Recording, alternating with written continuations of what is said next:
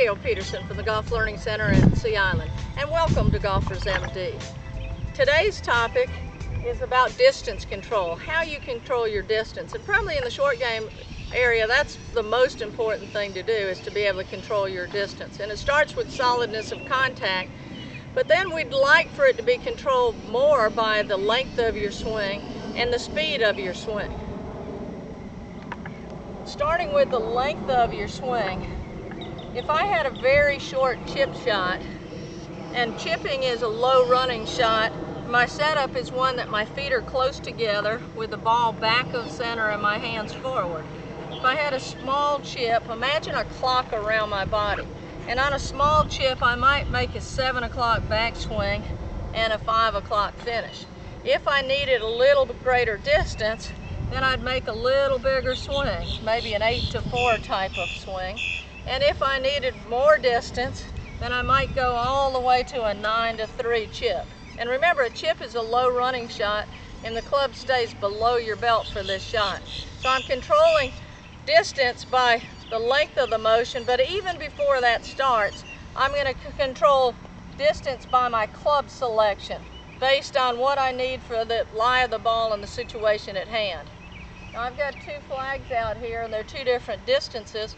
And for me to control these distances, first of all, I'd imagine if I was tossing a ball underhandedly, where I would land this ball in order to get close to the flag. So on the yellow flag, I'd toss it about a third of the way. And on this red flag, I'd toss it just barely onto the green. It's a little bit downhill, a little bit quicker.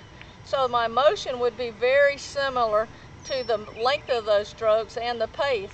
And then seeing where I landed those balls when I made the ball toss would dictate my club selection after I see if I have a good lie.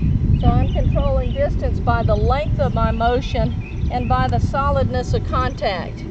The stroke, the speed of the stroke for this motion, we don't really want a hurried stroke in the short game area. We want it to be really smooth, and we'd like the length. The easiest way to control distance is by letting the length of your motion control the distance.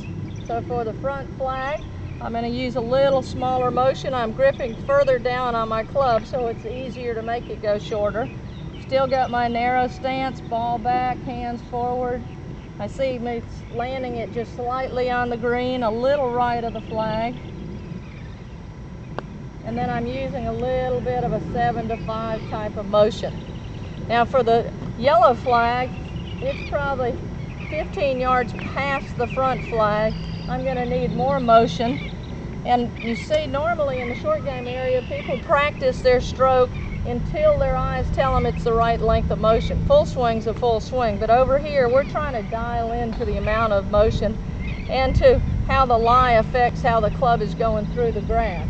So on the yellow flag, I'm going to have more of an 8 to 4 swing, a little bigger motion. I'm going to land it about a third of the way to halfway on the green and let it roll out the rest of the way.